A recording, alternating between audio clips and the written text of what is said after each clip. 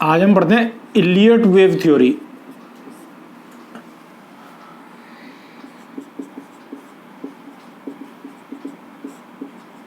Elliot wave theory. Elliot wave theory क्या कहती है कि कोई भी स्टॉक जो चलता है वो इस तरीके से चलता है। ये अगर कोई स्टॉक गिरता है तो ये फॉर एग्जांपल 50 रुपये का भाव है और ये स्टॉक यहाँ पर 45 रुपीज़ तक जाता है। उसके बाद स्टॉक फिर बढ़ेगा और ये जो इसका 50 रुपये का हाई है इस हाई को ब्रेक नहीं करेगा। अगर इस हाई को ब्रेक कर गया तो वो जो पैटर्न है वो ख़त्म हो गया। तो समझ लो ये स्टॉक 48 रुपीज़ तक गया, उसके बाद स्टॉक गिरेगा तो ये 45 को जैसे ही ब्रेक करेगा तो यहाँ पर हमें शॉर्ट पोजीशन बनानी है। उसके बाद एक न्यू लो बनेगा स्टॉक का, जैसे 40 रुपये का लो बना।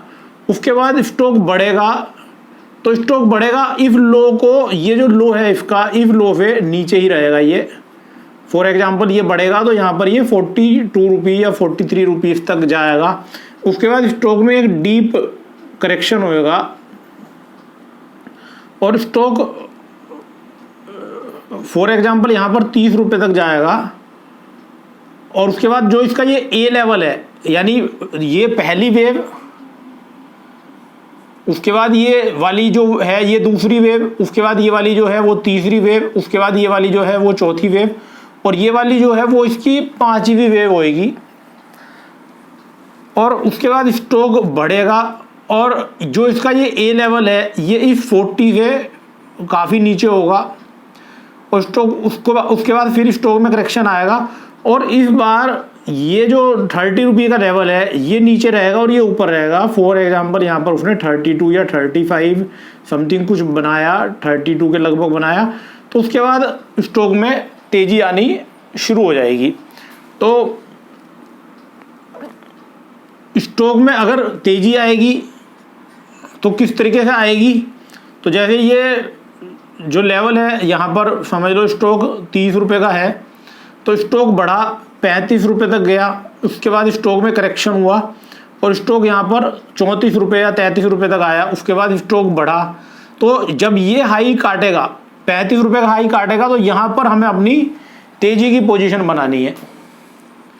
तो स्टॉक ने एक नया हाई बनाया, समझ लो 40 रुपये बनाया। उसके बाद जब यहाँ पर स्टॉक जब करेक्ट होएगा तो ये 35 रुपये के ऊपर रहेगा, यानी ये 38 रुपये 36 रुपये समथिंग कुछ रहेगा 37 रुपये। तो यहाँ पर हमें पोजीशन बनानी है और यहाँ पर ये हमारा टारगेट रहेगा। जैसे 50 रुपये के लगभग आ गया स्टॉक तो उसके बाद स्टॉक में करेक्शन आएगी और ये ए लेवल जो स्टॉक का होगा ये इफ जो 40 वाला जो लेवल है इससे नीचे ये लेवल आ जाएगा, लेकिन इस 38 वाले लेवल पे ये ऊपर रहेगा और उसके बाद स्टॉक में डाउनफॉल शुरू हो जाएगा। तो ये इलियट वेव थ्योरी है। आप इसको एक बार मैं आपको दोबारा रिवाइज कराऊंगा।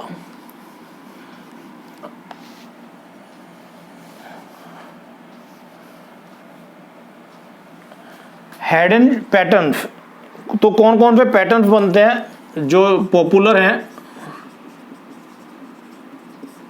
Head and shoulder pattern. Head and shoulder pattern यानी जब स्टॉक में हाई बने और दो उसके सपोर्ट बने। जैसे ये 50 रुपये का हाई बनाया और यहाँ पर स्टॉक ने 2 बार 35 रुपये का हाई बनाया। तो ये एक हेड एंड शोल्डर पैटर्न है जिसमें कि 2 बार हाई बनाया एक ही प्राइस के लगभग और एक पीक प्राइस बनाया और उसके बाद स्टॉक फिर गिरना शुरू हो गया। ठीक है, तो यहाँ पर पोजीशन अब हम कब बनाते हैं, ये जो प्राइस है इस प्राइस को जैसे ही ब्रेक करेगा तो यहाँ पर हम सेल पोजीशन बना देंगे और उसके बाद स्टॉक तेजी से फॉल होएगा। इसी तरीके से यहाँ पर ये तो चार्ट ऐसे था, ठीक है, ये ऐसे तेजी का चार्ट था, दोबारा बना देते हैं। ये ऐसे तेजी का चार्ट था जिसमें ये हेड और ये शोल्डर्स बने थे। तो यहाँ पर ये ब्रेकआउट होगा इसका, यहाँ पर हमें शॉर्ट पोजीशन बनानी है। तो उसी तरीके से ये मंदी का चार्ट है जिसमें कि स्टॉक गिरता हुआ आ रहा है।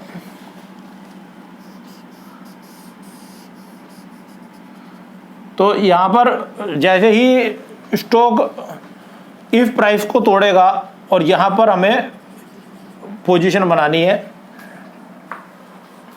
तो ये हेड एंड शोल्डर पैटर्न है, हेड एंड शोल्डर।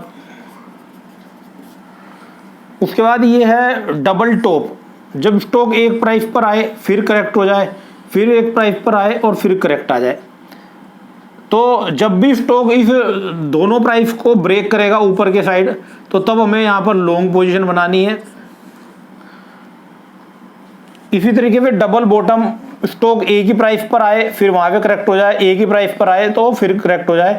तो थर्ड टाइम अगर स्टॉक फिर नीचे आता है तो यहाँ पर जब ये प्राइस ब्रेक हो जाएगा तो यहाँ पर हमें शॉर्ट पोजीशन बनानी है। जैसे कि मैंने आपको बताया था कि हमें जो रेसिस्टेंस और सपोर्ट्स लेने हैं वो एक रेंज में लेने हैं, तो हमेशा इस चीज़ का ध्यान रखें। उसके बाद ये एक ट्रायंगल पैटर्न है।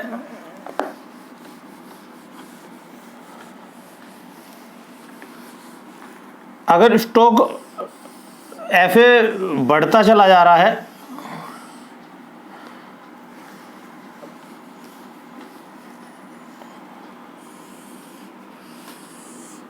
तो ये ऐसे स्टॉक ये इस तरीके से ये कैंडल पे है यहाँ पर। ये तो मैंने ऐसे ही स्ट्रक्चर ड्रॉ कर दिया, ये चार्ट में नहीं होगा।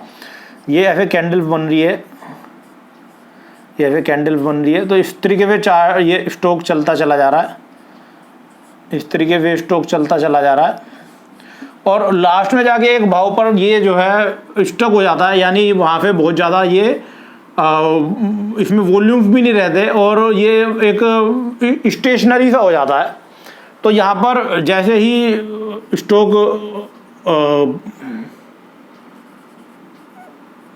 बिल्कुल स्टेशनरी हो जाए, तो जब नीचे की साइड ब्रेकआउट दे तो इसको हमें ऐसे ट्रेड करना है।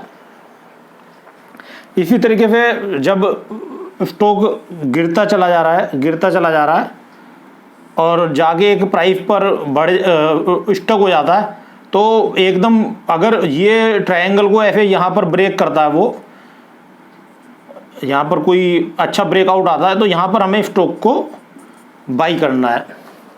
तो ये कुछ पैटर्न्स मैंने आपको बताए। ये चैनल है, जैसे स्टॉक जो चलता है वो इस तरीके पे चलता है। तो अगर स्टॉक हायर हाई, यहाँ पर आप देखेंगे, यहाँ पर जो लो है ये इस लो को हमेशा तोड़े चला जा रहा है और इस हाई को भी, अगर ये हाई हमारा 40 रुपये का हाई है तो अगला हाई हमारा 38 रुपये का है, उससे अगला हाई हमारा 36 रुपये का है, उससे अगला हाई हमारा 34 रुपये का है, उससे अगला हाई हमारा 32 रुपये का है। तो इसी तरीके से अगर ये हमारा लो समझो 30 रुपये का है तो ये लो हमारा 28 रुपये का है, ये लो हमारा 26 रुपये का है, ये 24 रुपये का है, ये 22 रुपये का है, ये 20 रुपये का है। तो लोअर हाई लोअर लो,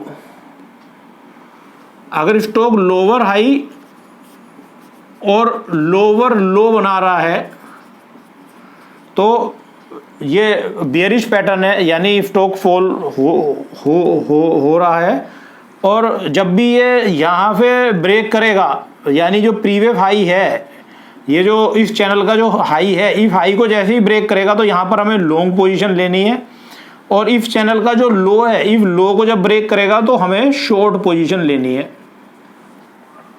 इसी तरीके पे ये है कि ये 30 रुपये का हाई बनाया, फिर 32 का बनाया, फिर 34 का बनाया, फिर 36 का बनाया, फिर 38 का बनाया। इसी तरीके पे यहाँ पे 40 का बनाया, फिर 42 का बनाया, 44 का बनाया, 40 का बनाया। तो यहाँ पर स्टॉक ऐसे चल रहा है, इसको हम बोलेंगे हायर हाई हायर लो। लो भी प्रीवियस हाई से ज़्यादा हाई है और प्रीवियस लो जो हाई है वो भी प्रीवियस हाई से ज़्यादा हाई है। तो यहाँ पर हम ट्रेड कब बनाएंगे, जब स्टॉक यहाँ पर इस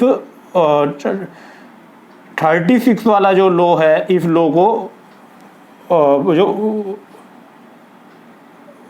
या तो नीचे की साइड ब्रेक करे या फिर ऊपर की साइड ब्रेक करे। तो इस तरीके से ये चैनल हमें बनाने हैं चार्ट पर, चैनल सॉफ्टवेयर पे बनाना बताऊंगा मैं आपको।